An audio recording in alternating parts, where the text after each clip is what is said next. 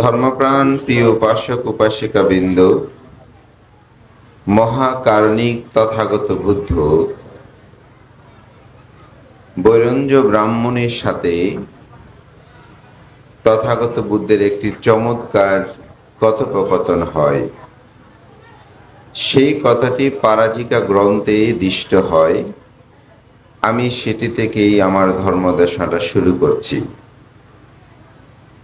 মহাকারণিক তথাগত বুদ্ধ তিনি যখন এই ধরাধামে সধর্ম প্রচারে ব্যপ্ত ছিলেন, এক সময় তিনি বৈরঞ্জ নলুছ মুছলন্দে মূলে তিনি অবস্থান করছিলেন। মহাকারণিক তথাগত বুদ্ধের গুণকীর্তন যশকীর্তন সর্বদিকে বিঘোষিত হচ্ছিল। ইনি সেই ভগবান, অরহৎ, সম্যক সম্বুদ্ধ, বিদ্যাচারণ সম্পন্ন, সুগত, লোকবিদ, অনুত্তর, পুরুষ ধম্ম সারথি। তিনি সাত্থা দেওয়া মনুষ্যানাং বুদ্ধ ভাগবতী।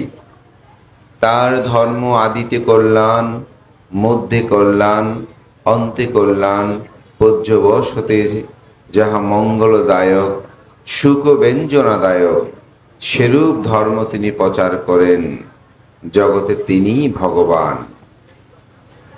এইরূপ ভাবে যখন বুদ্ধের গুণকীর্তন প্রসারিত হচ্ছিল, তখন বৈরঞ্জ ব্রাহ্মণ তিনি চিন্তা করলেন, আমি বুদ্ধের কাছে যাব।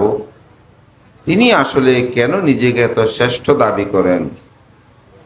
তিনি কেন নিজেকে অগ্রে শ্রেষ্ঠ বলে তিনি বলেন?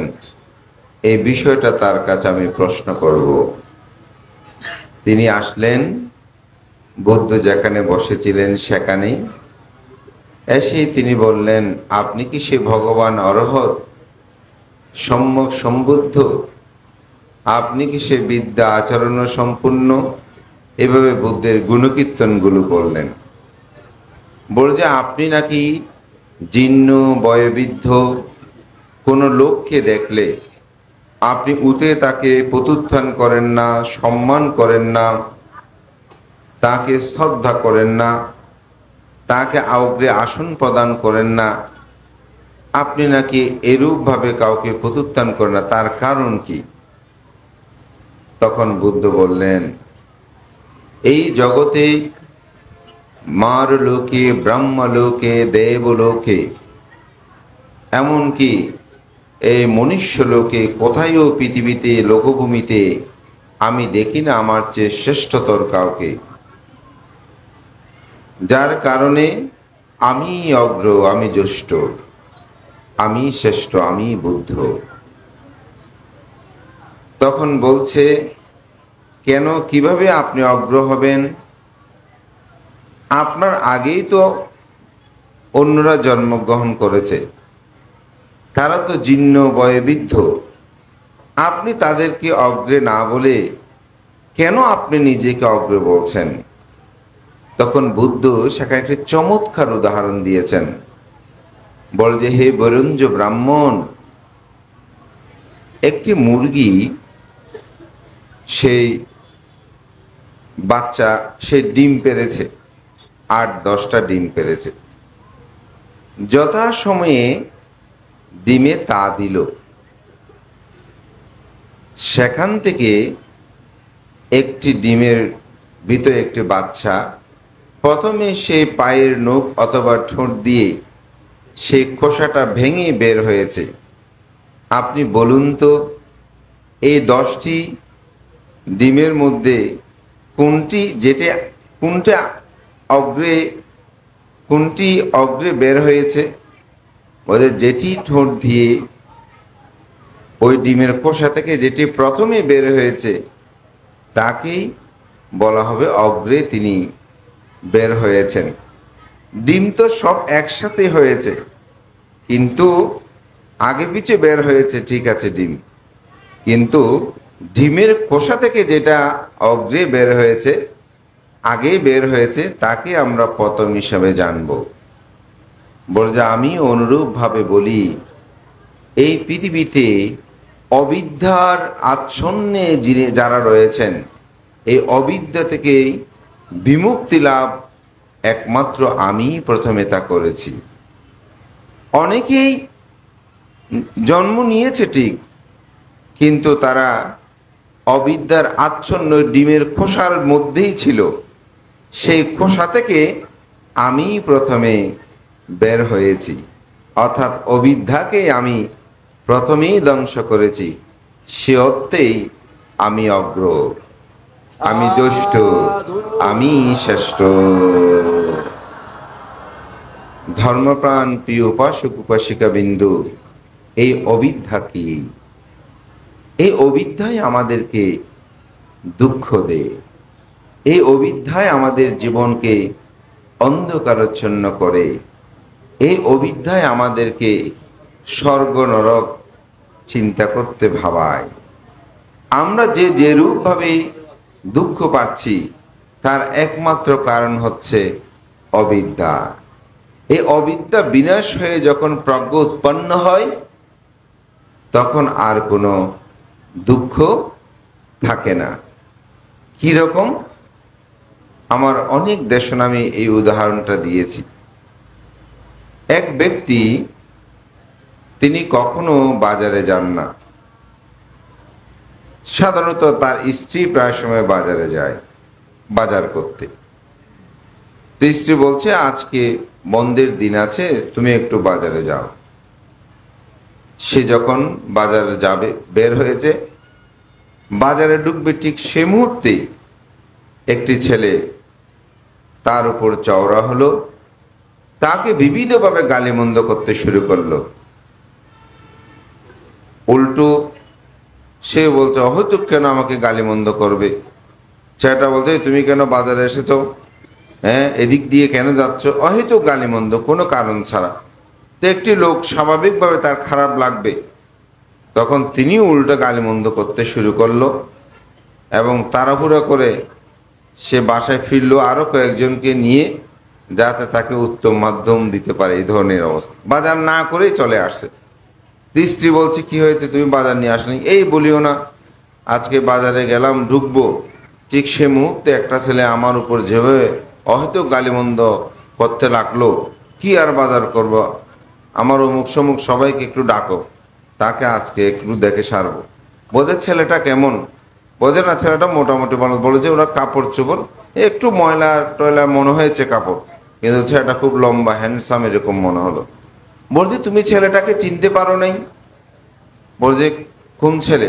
বলছে, সে তো অমুক তালুকদারের ছেলে, MBA পাস করা, ওর মাথায় একটু গন্ডগোল।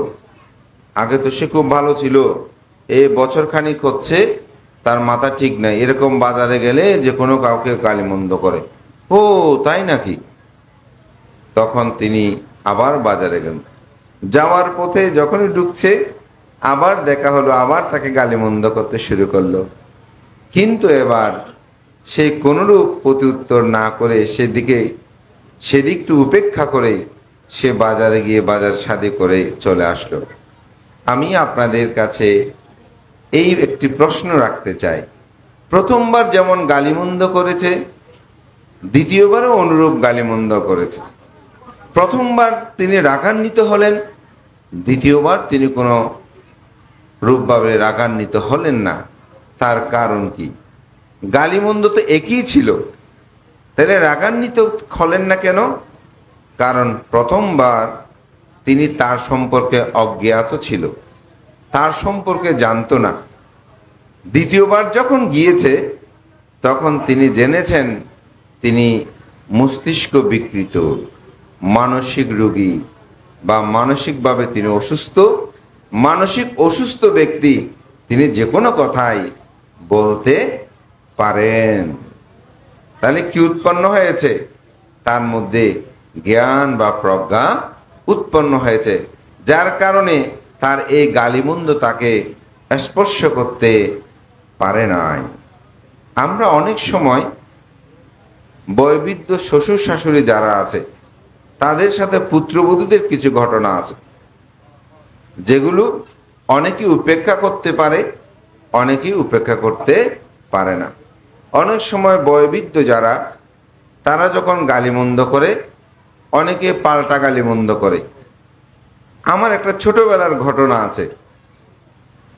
আমি আমাদের গ্রামে একটা পরিবারে, সেখানে ফুটবল খেলার জন্য তাদের পরিবারের একটা ছেলেকে ডাকতে গিয়েছি। এটা ধরেন 2টার দিকে হবে। তো সুযোগ পেলে তো খেলতে যাওয়াটাই স্বাভাবিক, সেরকম বয়স, বালক বয়সে এরকমই হয়। তো ওকে যখন আমি ডাকতে গেছি, দেখি আমার সে জেঠিমা সম্পর্ক হয়, তিনি বারান্দায় বসে বউদেরকে গালিমন্দ করতেছে। এই তেল বেশি দিয়েছিস, এই সপ্তাহে এত তেল খরচ হলো কেন, এই হলো। সে শাশুড়িরা যেরকম করে। আবার রান্নাঘরের ওদিকে দেখলাম যে ওদের 2-3টা পুত্রবধূ আছে, যৌথ পরিবার। তারা দিকে কেউ চামিচ নিয়ে থাল বাটিগুলো দিয়ে বাজনা বাজনা করে গান পরিবেশন করতেছে। আমাকে দেখে আরো জোরে সোরে গান শুরু করে দিল, যেহেতু আমি সম্বন্ধে তাদের দেবর হই। তা আমি বলছি, জেঠিমা তো ওদিকে আপনাদেরকে ভালো মন্ত্র দিচ্ছে, আপনাদের হয়তো আমরাও ওনার গালি শুনে এখন গান গাওয়া শুরু করে দিয়েছে।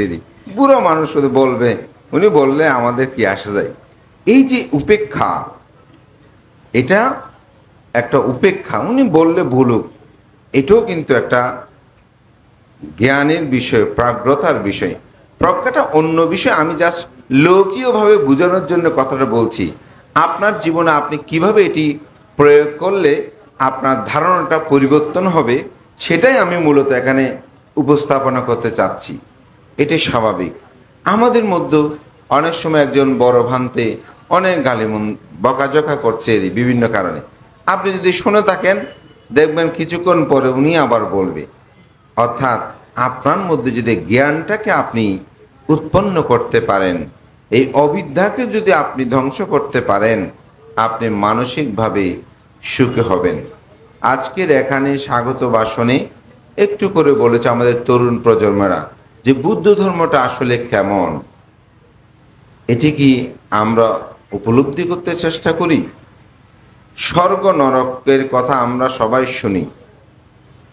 আমাদের তরুণ প্রজন্মের প্রায় ছেলে মেয়ে স্বর্গ নরকগুলো সহজে বিশ্বাস করতে চায় না। আমি খুব নিবৃত্তে তাদের সাথে কথা বলেছি, যখন একটু খুব পরিচিত হয়। আচ্ছা সত্যি করে বলো তো, স্বর্গ নরক তুমি বিশ্বাস করো কিনা? তারা ম্যাটেরিয়াল থিঙ্কিং, বস্তুগত চিন্তাগুলো তাদেরকে এমনভাবে বাসা বেঁধেছে, তারা স্বর্গ নরকগুলো কিন্তু মানতে চায় না।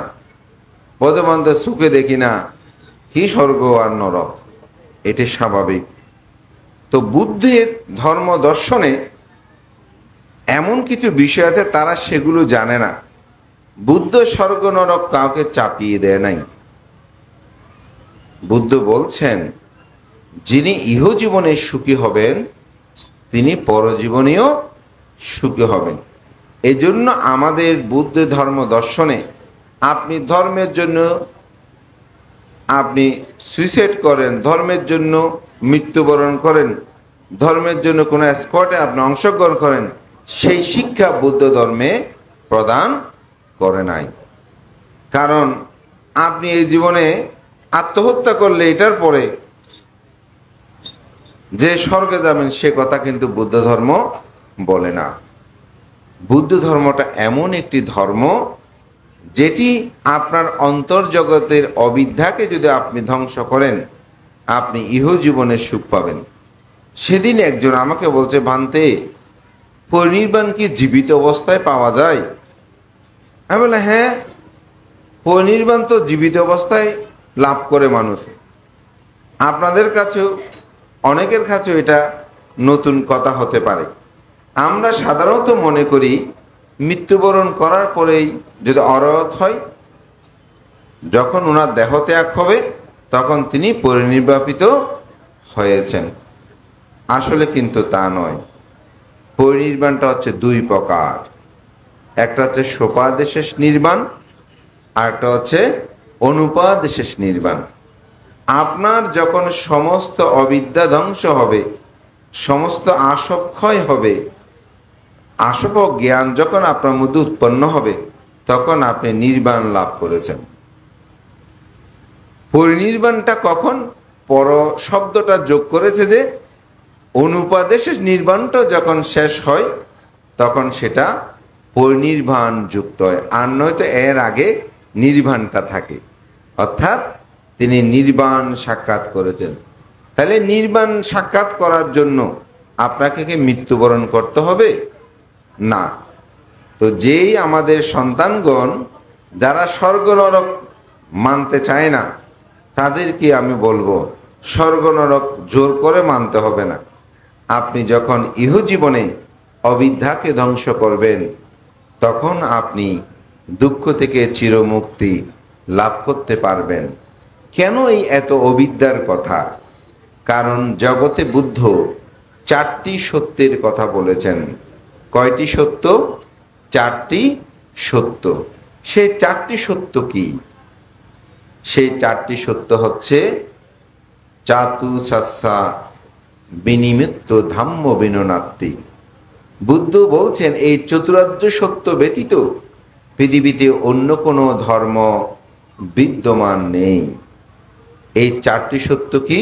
দুঃখ ইয়ানা, দুঃখ সমুদয়ানা, দুঃখ নিরোধায়ানা, দুঃখ নির্দাগামিনী পাঠিপাদায়ানা। দুঃখ কি? দুঃখের কারণ, দুঃখ নিরোধ, দুঃখ নিরোধের উপায়। এই 4টি সত্য পৃথিবীতে বিদ্যমান। এই 4টি সত্য যারা পৃথিবীতে আর কোনো সত্য বিদ্যমান নেই। বানতে কেমন? যেমন আমি যে নিজেকে লোকজিৎ বলে পরিচয় দিচ্ছি, আসলে কি আমি লোকজিৎ? আপনারা বলবেন হ্যাঁ বানতে সবাই তো বলে, কিন্তু আসলে আমি লোকজিৎ নয়। আমার যদি কিছুদিন পর নাম পরিবর্তন করে আরেকটা নাম দিয়ে দিই, দেখবেন সেই নামে আমাকে অনেকে জানেন। তাহলে আমি লোকজিৎ যে আমার নাম, এটা কি প্রকৃত পরিচয় হলো? পরিবর্তন হয়ে গেছে। আমি আমার প্রকৃত পরিচয় নাম এবং রূপ, সেটা আরেকটি ভিন্ন পথ। আমি এটা বলছি যে এই সত্যের মধ্যে হচ্ছে এই 4টি সত্য। এই 4টি সত্যই পৃথিবীতে বিদ্যমান। প্রথম সত্য কি? দুঃখ ইয়ানা। দুঃখ কি?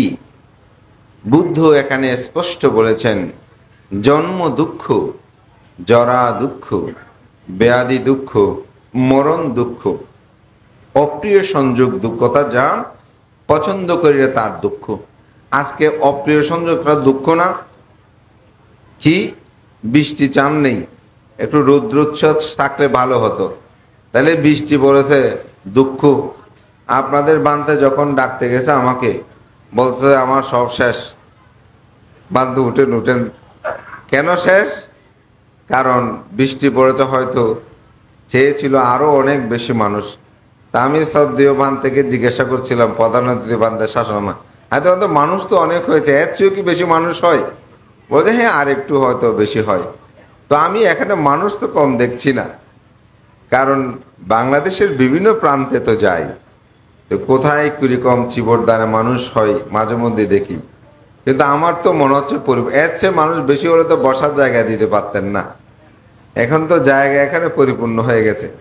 এখন আপনাদের ভান্তে এর চেয়েও আরো বেশি কি মানুষ চাইছে আমি জানি না, তবে আমাকে বলছে তাহলে অপ্রিয় কি? বৃষ্টি চাইনি, বৃষ্টি একটু হওয়াতে মনটা খারাপ হয়। তাহলে অপ্রিয় সংযোগে কি উৎপন্ন হয়েছে? দুঃখ উৎপন্ন হয়েছে। প্রিয় বিয়োগ দুঃখ। প্রিয় বিয়োগ দুঃখ কি? প্রিয়জনকে হারানো। আমাদের প্রিয়জনের সাথে সম্পর্কে বিচ্ছেদ হচ্ছে না, হারিয়ে যাচ্ছে না, তাহলে সেটা কি? দুঃখ। প্রিয় স্ফীত বস্তু অলাভ দুঃখ, অর্থাৎ যাহা চাই তাহা না পাওয়ার দুঃখ। এই দুঃখের বাইরে কেউ আছেন? আমাদের সবার কাছে কি আছে? এই দুঃখ আছে। একটা পর একটা চাই, এটা দিলেন, বলছে না আরো চাই, ঠিক না? চাওয়ার কোনো শেষ নাই, আরো স্পৃহা আমাদের সবাইকে সেদিকে নিয়ে যায়। তো সেজন্যই বলছে যাহা চায় তাহা না পাওয়ার দুঃখ। সংক্ষেপে পঞ্চ উপাদান স্কন্ধ দুঃখ। পঞ্চ উপাদান স্কন্ধ কি? যে আমাদের চোখ আছে, রূপ আছে, হ্যাঁ, নাম, বেদনা, সংজ্ঞা, সংস্কার, বিজ্ঞান যে স্কন্ধ, রূপস্কন্ধ, এগুলোই আমাদেরকে কি করে দুঃখ দেয়। এটা ব্যাখ্যা দিলে আরো বিবিধ পথে যেতে হবে, আমি জাস্ট এটুকুই বলছি। এগুলি হচ্ছে আমাদের দুঃখেও। এই দুঃখ নেই এমন কোনো ব্যক্তি এখানে আছেন? যদি থাকেন একটু হাত তোলেন, বানতে আমার কাছে এই দুঃখগুলো নাই। এখানে আমরা কেউ অর্থ, বিত্ত, প্রাচুর্যে, জ্ঞানে, গরিমে এক একজন এক এক রকম, কারো কম কারো বেশি এরকম, কিন্তু এই দুঃখগুলো সার্বজনীন। এই দুঃখগুলো নেই এমন কোনো ব্যক্তি বলতে পারবে না। তাহলে বুদ্ধ যে বলেছেন এটা একেবারে সবার জন্য সমান সত্য, তাহলে এই সত্যটাই আমরা উপলব্ধি করতে পাচ্ছি। এই দুঃখের কারণ বলছে, এই দুঃখের কারণ হচ্ছে অবিদ্যা। এই দুঃখের কারণ কি? অবিদ্যা। অবিদ্যা মানে অজ্ঞানতা, না জানা। যেটা জানি না সেটাই হচ্ছে কি? অবিদ্যা। কি জানি না, এখানে আসলে কি জানি না? কি জানি না? এই যে জন্ম দুঃখ, জরা দুঃখ, ব্যাধি দুঃখ, মরণ দুঃখ, অপ্রিয় সংযোগ দুঃখ, প্রিয় বিয়োগ দুঃখ, যাহা চায় তাহা না পাওয়া, এই দুঃখগুলো কেন উৎপন্ন হচ্ছে এটা আমরা জানি না। জানি না বলেই এটা কি? অবিদ্যা। তাহলে এই দুঃখের কারণ হচ্ছে অবিদ্যা। এই অবিদ্যা থেকে কি হয়? অবিদ্যা থেকে সংস্কার, সংস্কার থেকে বিজ্ঞান, বিজ্ঞান থেকে নামরূপ, নামরূপ হতে সনাতন, সনাতন হতে স্পর্শ, স্পর্শে বেদনা, বেদনা হতে তৃষ্ণা, তৃষ্ণা হতে উপাদান, উপাদান হতে ভব, ভব হতে জন্ম। এই জন্ম নিলেই জরা, ব্যাধি, মৃত্যু, অপ্রিয় সংযোগ, প্রিয় বিয়োগ, যাহা চায় তাহা না পাওয়ার দুঃখ, সংক্ষেপে পঞ্চ উপাদান স্কন্ধ দুঃখ। তাহলে দেখেন অবিদ্যা থেকেই কিন্তু আমরা ওই দুঃখগুলো পাচ্ছি। তাহলে আমাদের দুঃখের মূলটা কোথায়? অজ্ঞানতা, না জানা। যেটা জানি না সেখানেই দুঃখ আমাদেরকে আঁকড়ে। দুঃখ নিরোধ, অবিদ্যা নিরোধ হলে দুঃখ নিরোধ হবে। অবিদ্যা নিরোধ হলে অর্থাৎ সংস্কার নিরোধ হবে, সংস্কার নিরোধ হলে বিজ্ঞান নিরোধ হবে, বিজ্ঞান নিরোধ হলে অবিদ্যা পাস সাঙ্গা সাঙ্গা বিয়ানা, বিজ্ঞান নিরোধ, বিজ্ঞান নিরোধ সংস্কার, অবিদ্যা হইতে সংস্কার, সংস্কার হইতে বিজ্ঞান, বিজ্ঞান হইতে নামরূপ, নামরূপে সনাতন নিরোধ হবে, স্পর্শ নিরোধ হবে, উপাদান নিরোধ হবে, উপাদান নিরোধ ভব নিরোধ হবে, ভব নিরোধ হলে জন্ম নিরোধ। জন্ম যদি নিরোধ হয় তাহলে আমার জরা, ব্যাধি, মৃত্যু, অপ্রিয় সংযোগ, প্রিয় বিয়োগ, যাহা চায় তাহা না পাওয়ার দুঃখ, পঞ্চ উপাদান স্কন্ধ দুঃখ নিরোধ হবে। তাহলে আমার দুঃখের মূল হচ্ছে কি? অবিদ্যা, অজ্ঞানতা। কি অজ্ঞানতা? এই আমার, আমি কেন দুঃখ পাই সেটা জানি না। তাহলে দুঃখ নিরুদ্ধ করতে হবে। দুঃখ নিরোধ সেটা জেনেছি, দুঃখ নিরোধের উপায় সেটাকে বলে আর্যষ্টাঙ্গিক মার্গ। সেটা কি? সম্যক দৃষ্টি, সম্যক সংকল্প, সম্যক বাক্য, সম্যক কর্মান্তর, সম্যক আজীব, সম্যক ব্যায়াম, সম্যক স্মৃতি, সম্যক সমাধি, যাকে সংক্ষেপে বলা হচ্ছে শীল, সমাধি, প্রজ্ঞা। এই প্রজ্ঞা যখন উৎপন্ন হয় তখনই অবিদ্যা নিরোধ হয়। তো বুদ্ধ যে উদাহরণটা দিয়েছেন, অনেকগুলো ডিম ছিল, সেখানে আগে পিছে সব ডিমের আবির্ভাব হয়েছে, এসেছে, কিন্তু ওই অবিদ্যার আচ্ছন্ন খোল সদৃশের মধ্যে যেই মুরগির বাচ্চাটা ঠোঁট দিয়ে অথবা পায়ের নখ দিয়ে সে আবরণ খুলে বের হয়েছে, তিনিই হচ্ছেন অগ্র, তিনিই হচ্ছেন জ্যেষ্ঠ। কারণ এই অবিদ্যা অজ্ঞানতা থেকে সবাই মুক্তি লাভ করতে পারে না।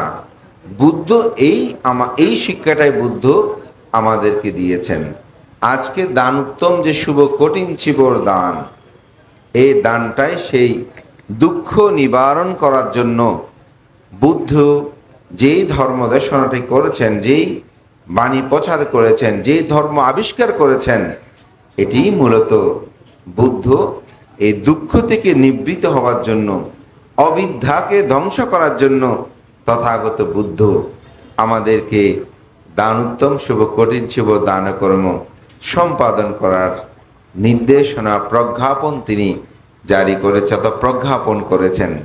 মাননীয় ভিক্ষু সংঘ ধর্মপ্রাণ প্রিয় উপাসক উপাসিকা বৃন্দ, মহাকারণিক তথাগত বুদ্ধের ধর্ম দর্শন যদি প্রতিপালন করতে হয়, এই চারি দুঃখ সত্যটাকে জানতে হবে। যদি এই দুঃখ সত্যকে উপলব্ধি না করে, সে মানুষ কখনো ধর্ম করার প্রতি আগ্রহ বোধ হবে না। রোগীকে ডাক্তারের কাছে যাওয়ার জন্য সবাইকে বলতে হয় না। রোগ হলে যিনি জীবন সম্পর্কে সচেতন, তিনি বাঁচার জন্য ডাক্তারের কাছে যাবেন। আমাদের মধ্যে যারা দুঃখ সত্য সম্পর্কে সচেতন হবেন, সে ব্যক্তি দুঃখ থেকে মুক্তি লাভের জন্য ধর্মচর্চা তিনি অবশ্যই করবেন এবং এই ধর্মচর্চার মাধ্যমে তিনি ইহজীবনে তার প্রশান্তি লাভ করতে পারবে। এটির জন্য স্বর্গ নরকে যেতে হবে না, তবে এই স্বর্গ নরক তিনি প্রত্যক্ষভাবে উপলব্ধি করতে পারবেন যখন তিনি সচক্ষে তাহা উপলব্ধি করা যাবে। জাস্ট বি গুড একটা বই আছে, সেই বইয়ের মধ্যে খুব সুন্দর কিছু কথা তিনি উপস্থাপন করেছেন লেখক। সেখানে তিনি বলছেন যে স্বর্গ নরক যেমন এটি কোনো স্থান বলে অনেক সাহিত্যে ধর্ম দর্শনে বিষয়টা নিহিত রয়েছে, তবে এটি শুধুমাত্র বৌদ্ধদের জন্য নয়, এটি হিন্দু মুসলিম বৌদ্ধ খ্রিস্টান সবার জন্য স্বর্গ নরকের দরজাগুলো খোলা আছে। তারাও স্বর্গ নরকের মধ্যে যেতে পারবে। এটা ওনার নিজস্ব কথা, উনি বুদ্ধ ধর্ম দর্শনে আলোকে বলছে তার জন্য একটা কাজ করতে হবে, সেটা হচ্ছে সে মানুষটাকে ভালো মানুষ হতে হবে। তিনি যদি ভালো মানুষ হন, তিনি যে ধর্মের লোক হোক না কেন, তিনি কিন্তু স্বর্গে যেতে পারবেন। আর যিনি ভালো মানুষ নয়, ভালো কাজ করে না, সেই যে ধর্মের লোক হোক না কেন, তিনি স্বর্গে যেতে পারবে না। তার কথাটা আমার হৃদয় ছুঁয়েছে। আমাকে একদিনে এক ব্যক্তি এরকম প্রশ্ন করেছে, বজে ভান্তে, আমাদের এখানে যারা মুসলিম আছে তারা তো অনেক ধনসম্পদশালী, তারা কিভাবে এত ধনসম্পদের মালিক? তো আমি বললাম, বুদ্ধ বলেছেন যিনি দান করবেন তিনি সম্পদশালী হবেন। তো যিনি মুসলিম তিনি দান করে না, বর্ধমানতে করে, দেখবেন তারা আমাদের চেয়ে বেশি দান করে। তো যেহেতু তারা দান করে, তারা সম্পদশালী হবে। হিন্দুরা দান করে না, বানতে করে, তাহলে হিন্দুরা ধন সম্পদশালী হবে। খ্রিস্টানরা দান করে না, বর্ধমানতে দান করে, তাহলে খ্রিস্টানরা ধন সম্পদশালী হবে। বৌদ্ধরা দান করে না, করে, যারা করে তিনি ধন সম্পদশালী হবেন। কারণ বুদ্ধ বলেছেন যে যিনি দান করে তিনি সম্পদ লাভ করে, যিনি দান করে না তিনি সম্পদ লাভ করতে পারে না। এখানে তো বুদ্ধ বলেনি যে আমার শরণ গ্রহণ করলেই তুমি সম্পদশালী হবে। কথাটা হয়তো অনেকে ভান্তে আবার কি বলছে, বুদ্ধের কাছে এসে তো সম্পদেই চাই, বুদ্ধ আমাকে এই সম্পদ দেন, আমার ব্যবসা বাণিজ্য যেন এরকম হয়, আমার যেন এরকম এরকম বলে না। আসলে বুদ্ধ আপনাকে স্বর্গেও নিয়ে যেতে পারবে না, বুদ্ধ আপনাকে নরকেও নিয়ে যেতে পারবে না, বুদ্ধ আপনাকে নির্বাণও নিয়ে যেতে পারবে না। বুদ্ধ শুধুমাত্র একজন পথপ্রদর্শক, তিনি হচ্ছে একজন গ্রেট টিচার, অর্থাৎ শ্রেষ্ঠ, তিনি একজন শিক্ষক। তিনি দিক নির্দেশনা দিয়েছেন, আপনি যদি সেই পথ ধরে চলেন আপনার জীবনে সেটা প্রাপ্তি ঘটবে। তাই বুদ্ধ জগতে আমাদেরকে সেই শিক্ষাটাই তিনি দিয়েছেন। আপনি যদি যেই ব্যক্তি হোক, সে যদি ভালো মানুষ কাকে বলে, যিনি অপরের ক্ষতি না করে সর্বদা নিজের এবং অপরের কল্যাণ কর্মে নিয়োজিত থাকে, তাকে বলা হয় আসলে মূলত ভালো মানুষ। সেটা যে ব্যক্তি হবে হোক, সে যে ধর্মের অনুসারী হবে হোক, যদি ভালো কাজ করে তাকে সবাই প্রশংসা করে। আপনি মুসলিমদের অনেককে ভালোবাসেন না, আপনি খ্রিস্টানদের ভালোবাসেন না, আপনি হিন্দুদের ভালোবাসেন না, বজে বানতে উনি মুসলিম হলেও লোকটা খুব ভালো, বানতে উনি বড়ুয়া হলেও লোকটা খুব ভালো, মানে বৌদ্ধ হলেও লোকটা ভালো, উনি হিন্দু হলেও ভানতে উনি খুব ভালো, উনি খ্রিস্টান হলেও লোকটা ভালো। আর যদি লোকটা খারাপ হয়, বলতে বানতে বুদ্ধ হিসেবে চিন্তা করেন, কিন্তু লোকটা তো সুবিধার না।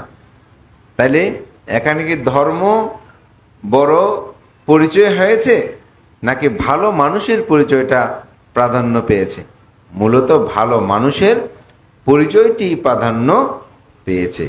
এজন্য বুদ্ধের যে সত্য, চারটি সত্য পৃথিবীতে যে কোনো মানুষ যদি তা উপলব্ধি করতে পারে, তাহলে তিনি অবশ্যই সেই দুঃখ থেকে মুক্তি লাভের জন্য, অবিদ্যাকে ধ্বংস করার জন্য তিনি তার জীবনকে সে পথেই পরিচালিত করবে।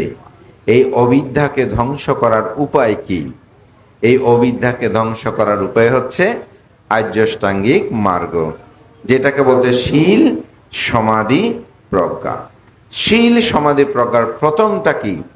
প্রথমটা হচ্ছে সাম্মা দিট্ঠি, সম্যক দৃষ্টি। সম্যক দৃষ্টির সাথে পাঠান সূত্রে কি বলছে? দুঃখ আনা, দুঃখ সমুদয়ানা, দুঃখ নিরুদয়ানা, দুঃখ নিরুদয় গামিনী পাটিপাদায়ানা আয়াং ভিক্ষাবে সাম্মা দিট্ঠি। বুদ্ধ এখানে বলছেন দুঃখ আছে, দুঃখের কারণ আছে, দুঃখ নিরুত আছে, দুঃখ নিরোধের উপায় আছে। এটি যিনি বিশ্বাস করেন, এটি যিনি মানেন, এটি যিনি প্রতিপালন করেন, সেটাই হচ্ছে কি? সম্যক দৃষ্টি। সম্যক দৃষ্টি মানে সৎভাবে দেখা, সত্যভাবে দেখা, একদম পিওরভাবে দেখা, এটাই হচ্ছে কি? সম্যক দৃষ্টি। এই সম্যক দৃষ্টির আরও একটা ব্যাখ্যা আছে, যেমন স্বর্গ নরককে বিশ্বাস করা, নির্বাণ বিশ্বাস করা, জন্মান্তর বিশ্বাস করা, এটা হচ্ছে সম্যক দৃষ্টি। মানতে আপনি একটু আগে স্বর্গ নরক সব বাদ দিয়ে দিলেন, এখন আবার স্বর্গ নরক নিয়ে আসলেন কেন? স্বাভাবিক প্রশ্ন আসতে পারে। দেশনার প্রারম্ভে আপনি স্বর্গ নরক বাদ দিতে বলে, ঠিক আছে, আমি এই অর্থেই বলছি পৃথিবীতে এমন কিছু বিষয় অমীমাংসিত রয়ে যায়, যে বিষয়গুলোকে বুদ্ধ বলছেন সম্যকভাবে আপনি দেখেন, অর্থাৎ আমার দ্বারা আপনার দেখার দরকার নাই, আপনি নিজেই সেটি দেখেন। যেমন নন্দশ্রেষ্ঠী, তিনি একটা বিহার দান করেছিল, বিহারটা বৌদ্ধ প্রমুখ ভিক্ষু সংঘকে দান দিয়েছে, কিন্তু এত শ্রদ্ধা করে তিনি দান দিয়েছেন, তার শ্রদ্ধার বিপুলতার কারণে স্বর্গের মধ্যে একটা দিব্য বিমান তৈরি হয়েছে। তো সারিপুত্র মহামগ্নস্তবিদ, তিনি ঋদ্ধিতে শ্রেষ্ঠ ছিলেন, তিনি প্রায় সময় স্বর্গে গমনাগমন করতেন, অর্থাৎ ইচ্ছে হলেই কোনো কারণে স্বর্গে গিয়ে তিনি বিচরণ করতেন। তো একদিন স্বর্গে তিনি গেলেন, কথিত আছে তুরিত পরিমাণ সময় তিনি স্বর্গ নরক থেকে বিচরণ করে আসতে পারতেন। তুরিত মানে 2 আঙ্গুলের ছাপ সমান সময়। তো একদিন তিনি স্বর্গে যখন গিয়েছেন, তখন সেখানে একটি দিব্য বিমান, অর্থাৎ যেটাকে খুব সুন্দর বাড়ি বলি না বোঝানোর জন্য, এটি খুব সুন্দর তিনি বাড়ি দেখলেন। তো বাড়িটা দেখেই স্বর্গ এগুলোকে দিব্য বিমান বলে।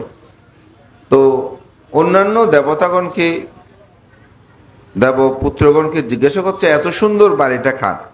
যেমন আমরা অনেক সময় গ্রামে গেলে বা সঙ্গদানে কোথাও ফাঁকা যায়, পাশে একটা বাড়ি দেখেন, বলে যে খুব সুন্দর বাড়ি, এটা কে, কার বাড়ি, কে নির্মাণ করে, জিজ্ঞাসা করেন না আপনারা?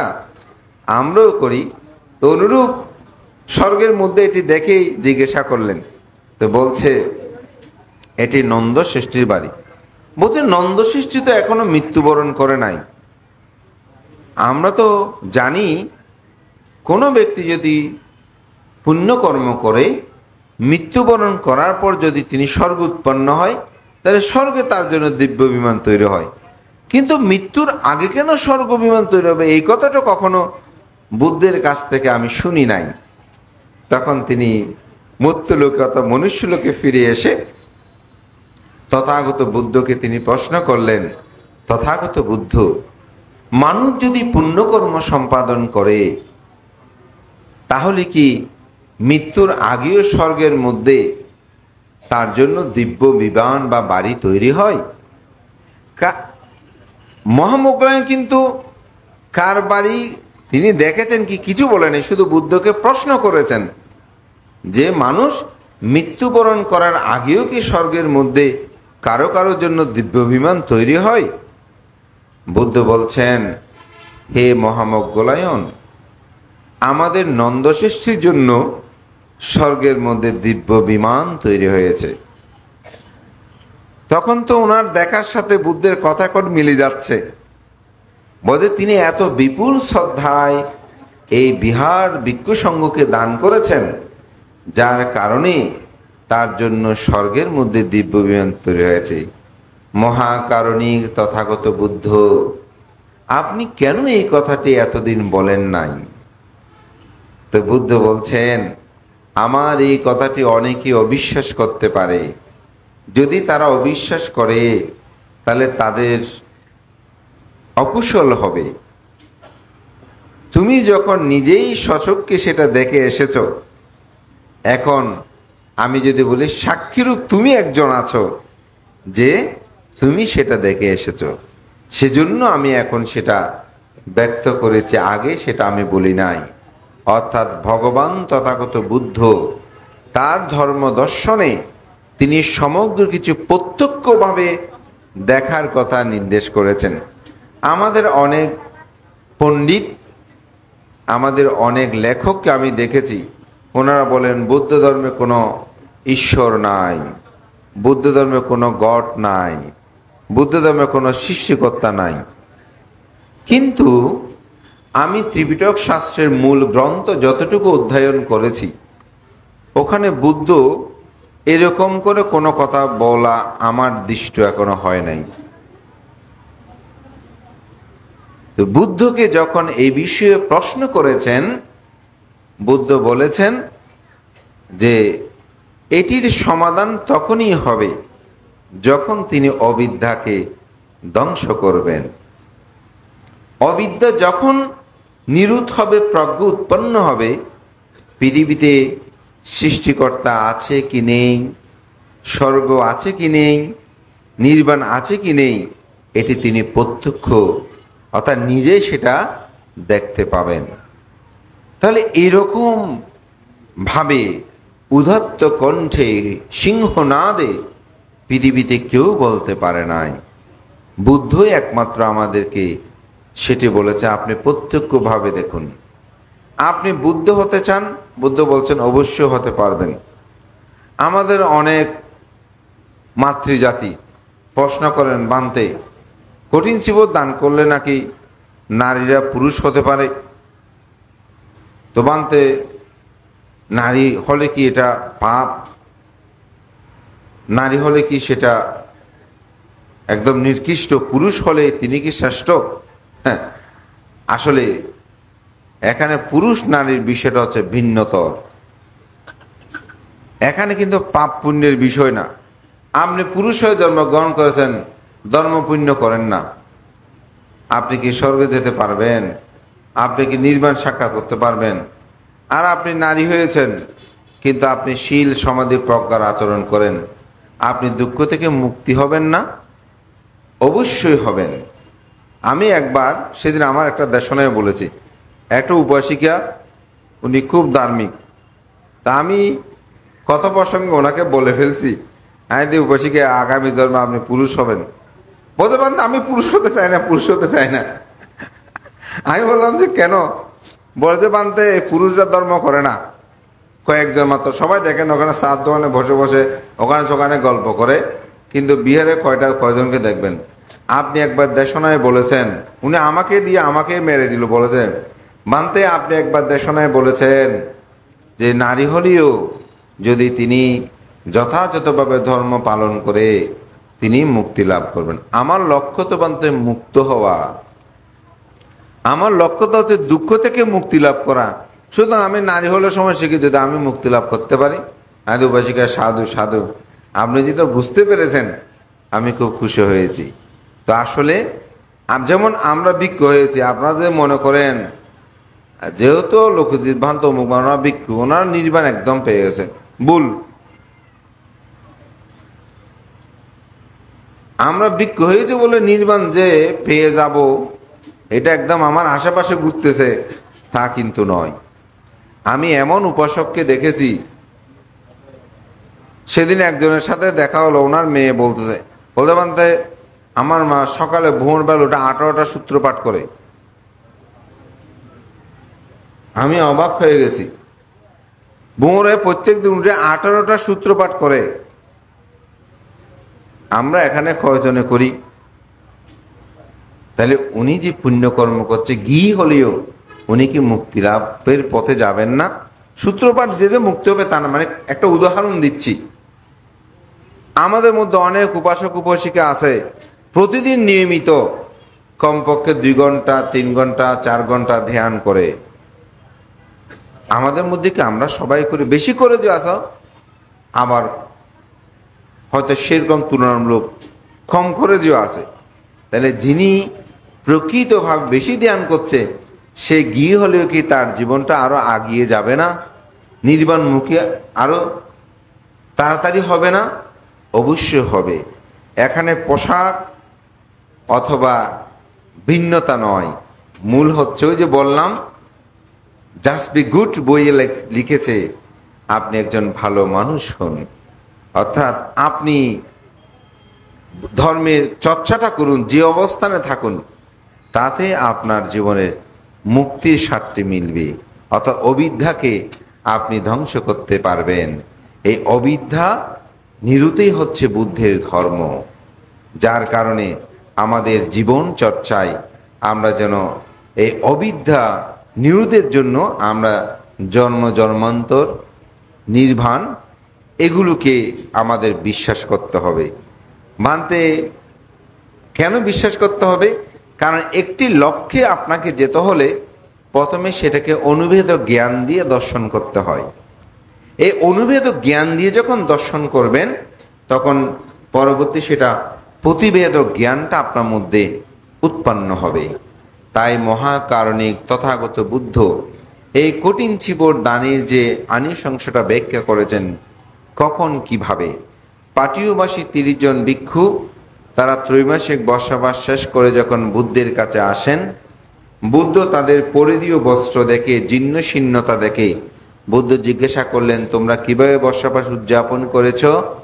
তারা বললেন যে আমরা উৎকণ্ঠ ছিলাম, কারণ তথাগত বুদ্ধের সাক্ষাতের জন্য বিহারে যেতবন্দে আসার সময় পথে আমাদেরকে বসবাস উদযাপন করতে হয়েছে, যেহেতু আষাঢ়ী পূর্ণিমা সমাগত হয়েছে। তাই আমরা কোনো কুটির পাইনি, কোনো বিহার পাইনি, আমরা গাছতলে আমাদের বসবাস উদযাপিত হয়।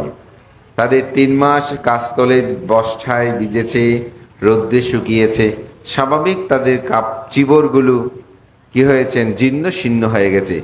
বুদ্ধ সেটি দর্শন করে সেখানেই আইন প্রজ্ঞাপন করলেন, হে ভিক্ষুগণ, আমি অনুজ্ঞা প্রদান করছি, আজ থেকে যেসব ভিক্ষু ত্রৈমাসিক বর্ষাব্রত যথাযথ উদযাপন করবে, প্রবারণা কর্ম সম্পাদন করবে, সেই ভিক্ষুগণ চিবর আশ্রণ করতে পারবে।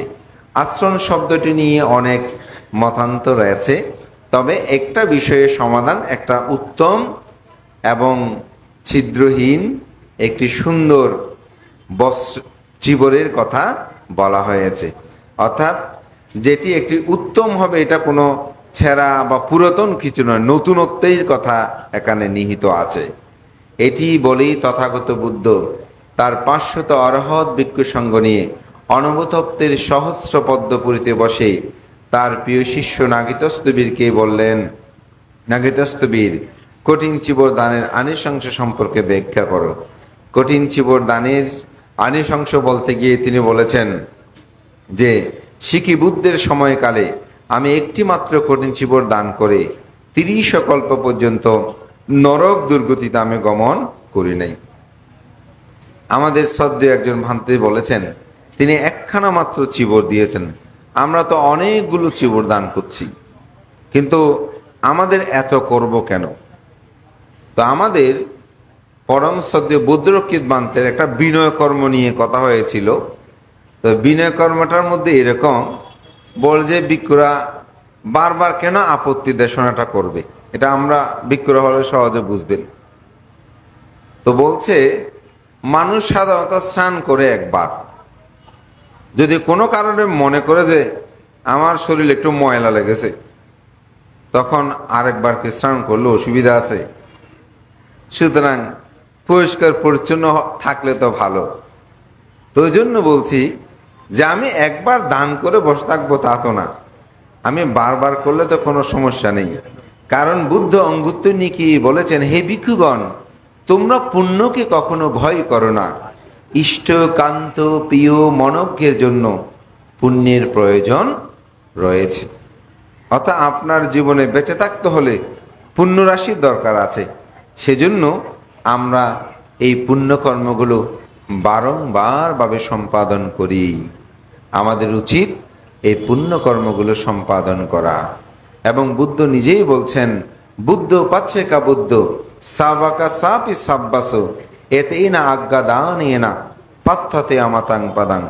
বুদ্ধ হতে হলে, পাচ্ছেকা বুদ্ধ হতে হলে, শাবক হতে হলে তাকে অবশ্যই এই কঠিন চিবর দানকর্ম সম্পাদন করতে হবে।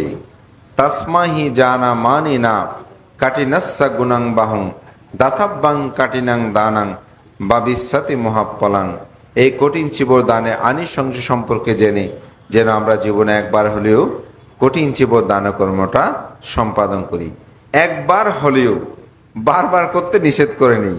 আপনি যদি একেবারে না পারেন, একবার হলেও যেন করেন, এই কথাটাই আসলে এখানে নিহিত আছে। তাই আমরা প্রতিনিয়ত পুণ্যকর্ম সম্পাদন করি, যেহেতু এই কঠিন চিবর দানের বিনয়ের সাথে একটি গভীর সম্পর্ক যুক্ত।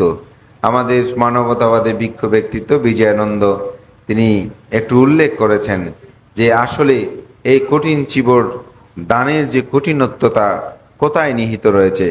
যেমন যেই বিহারে ত্রৈমাসিক বর্ষাব্রত ভিক্ষু যথাযথ উদযাপন করবে না, প্রবারণা করবে না, সেখানে এই কঠিন চিবর দানকর্ম সম্পাদন করা সম্ভব নয়। এটি বিনয়ের সাথে কেন সম্পর্কযুক্ত? অন্যান্য দানগুলো বিনয়ের সাথেও সম্পর্কযুক্ত আছে।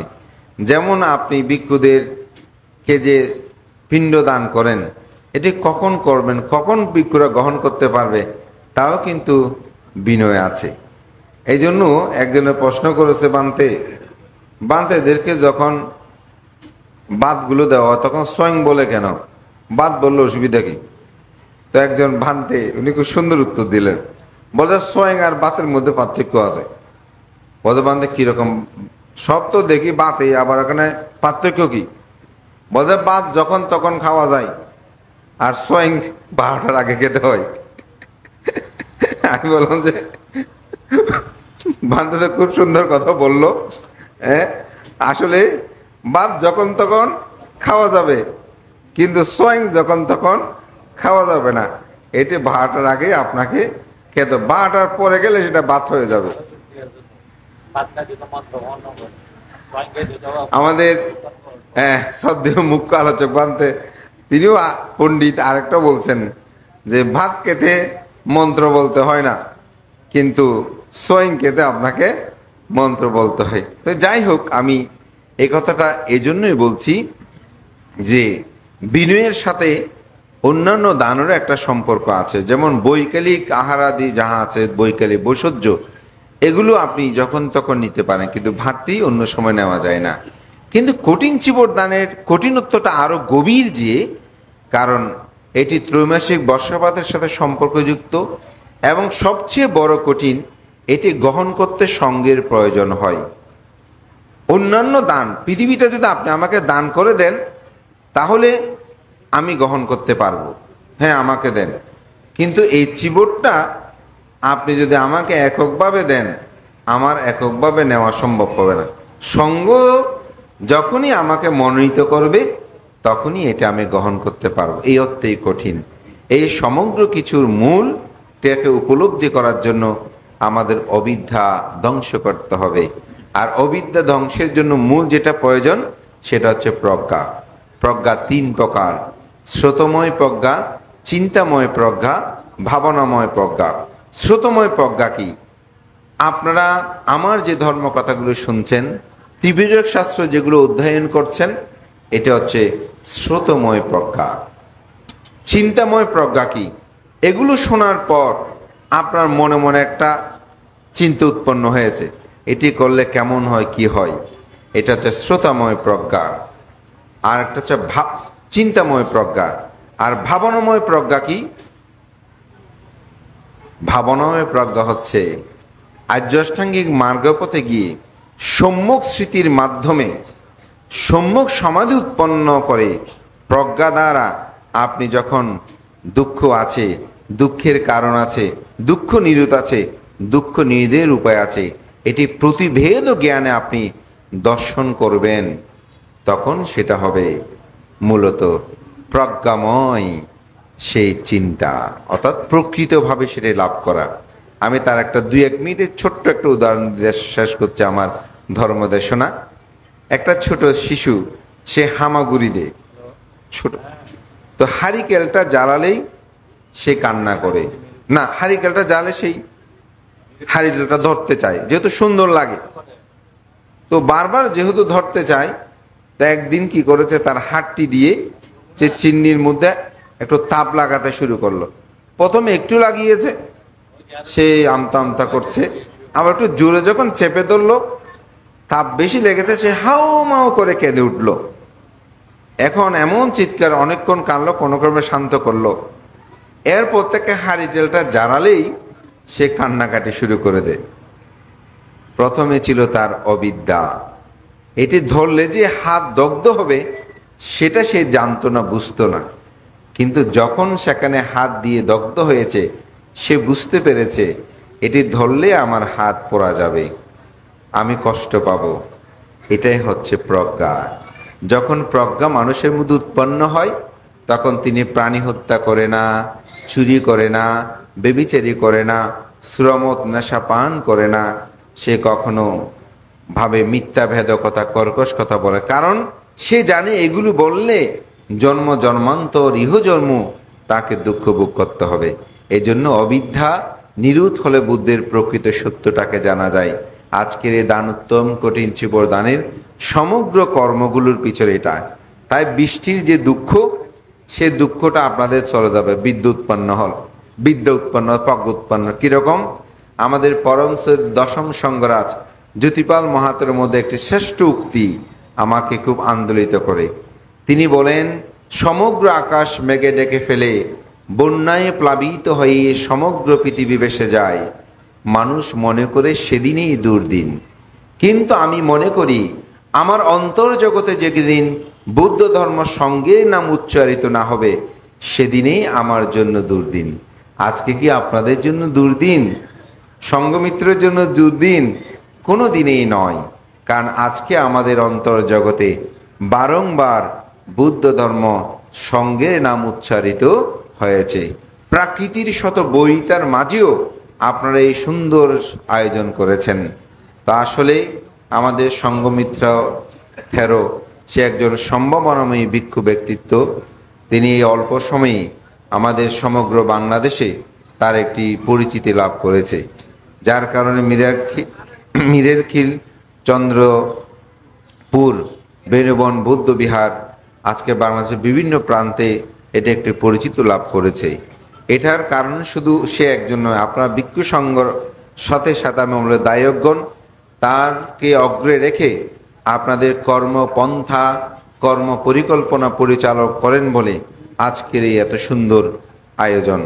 আমি দুই একবার এখানে উপসদক সংগঠনে এসেছি, সেই বিবিধভাবে যত ভিক্ষু সংঘ এখানে আগমন ঘটে, যে গ্রামগুলোকে আমরা আগে মনে করতাম এই গ্রামগুলো ঐতিহ্য এরকম ভরপুর, ওখানে এমন ভিক্ষু হয়, আজ আমরা সেটা দেখে এখন দেখছি যে বিহারের ভিক্ষুটা খুব বেশি অ্যাক্টিভ বলা যায়, যে বিহারের ভিক্ষুটা মোটামুটি এই অনুষ্ঠানগুলো করার ক্ষেত্রে খুব অগ্রণীয় ভূমিকা প্রতিপালন করে, সেখানেই ভিক্ষু সংঘের আগমন অনুষ্ঠান সৌন্দর্যটা প্রবৃদ্ধি হয়। তো আমার খুব ভালো লেগেছে যেটা শুনলাম, তরুণ প্রজন্মরা তারা দায়িত্ব নিয়েছে। আমি তাদেরকে বলবো এটা খুব ভালো, আমাদের জন্য শুভ। তবে বয়োবৃদ্ধ যারা আছেন তাদেরকেও সম্মান করবেন, তাদের শ্রদ্ধা করবেন, তাদের সাথে পরামর্শ করবেন, তাদেরকে কখনো উপেক্ষা করবেন না। কারণ তারা যারা বয়োবৃদ্ধকে সম্মান শ্রদ্ধা গৌরব প্রদর্শন করে না, সেই জাতি কিন্তু সমৃদ্ধ হয় না। আমি সেদিন বর্ষাবাসে অবাক হলাম, আমার নিজের ব্যক্তিগতভাবে বলছি, যে বর্ষাবাস যেদিন প্রবরণ হলো, তা আমাদের বিহারের সবচেয়ে যিনি বয়োজ্যেষ্ঠ উনি এসে আবার কোথায় চলে গেছে, কিছুক্ষণ পর উনি একটা ফুল নিয়ে এসেছে। তো ফুল নিয়ে এসে উনি বলছে আমি বান থেকে একটা ফুল দেব। উনি বর্ষাবাস শেষ করেছে না, ওই জন্য ওকে একটা ফুল দিয়ে পূজা করতে হবে। তো দেখি উনি আমাকে একটি ফুল দিয়ে পূজা করলো। তা আমি তারপরের দিন, সেদিন রাত্রেই মনে হয়, যখন আমাদের কঠিন জীবদানের কর্মপন্থা নির্ধারণ করছি, তখন বলছি দেখো, আমি তো দেখেন আপনাদের মধ্যে জ্ঞান আসে নাই যে বর্ষাবাস শেষ হয়েছে, বান থেকে একটা ফুল দিয়ে পূজা করি প্রবরণার দিন।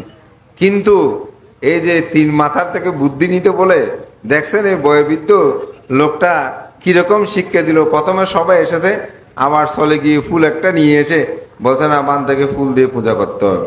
এই জন্য বয়োবৃদ্ধদের থেকেও পরামর্শ নিয়ে একে অপরের সমন্বয়ে একটি সমাজ, একটি জাতি সমৃদ্ধ হোক, এই প্রত্যয় ব্যক্ত করছি। এবং সংঘমিত্র স্তবের মহোদয়কেও আমি আশীর্বাদ পুণ্যদান করি। সে 19 বর্ষাবাস শেষ করেছে, এটি কিন্তু কম কথা নয়।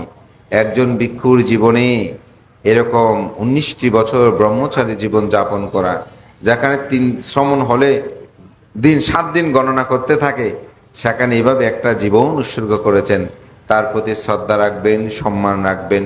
ভিক্ষুদের ত্রুটি বিচ্যুতি নিয়ে চিন্তা না করে তারা যে ভালো সৎ কাজগুলো করছে সেদিকেই দৃষ্টি দেবেন। এই প্রত্যয় ব্যক্ত করে আপনাদের সকলের মধ্যে বিদ্যা উৎপন্ন হোক। আজকে যেভাবে আমাকে সম্মান শ্রদ্ধা গৌরব প্রদর্শন করছেন তার জন্য অসীম অশেষ কৃতজ্ঞতা জানিয়ে আপনাদের সকলেই উত্তরোত্তর শ্রীবৃদ্ধি কামনা করে মাননীয় সভাপতি সহ মহান সঙ্গের প্রতি শ্রদ্ধা অর্ঘ্য নিবেদন করছি আমাকে ধর্মদানের সময় দেওয়ার জন্য। ধর্মদান জনিত আমি যে পুণ্য রাশি অর্জন করেছি তা মহান ভিক্ষু সংঘ এবং আপনাদের সকলের উদ্দেশ্যে দান করে আমার নাতি দীর্ঘ ধর্মকথা এখানেই শেষ করছি। জগতের সকল প্রাণী সুখী হোক।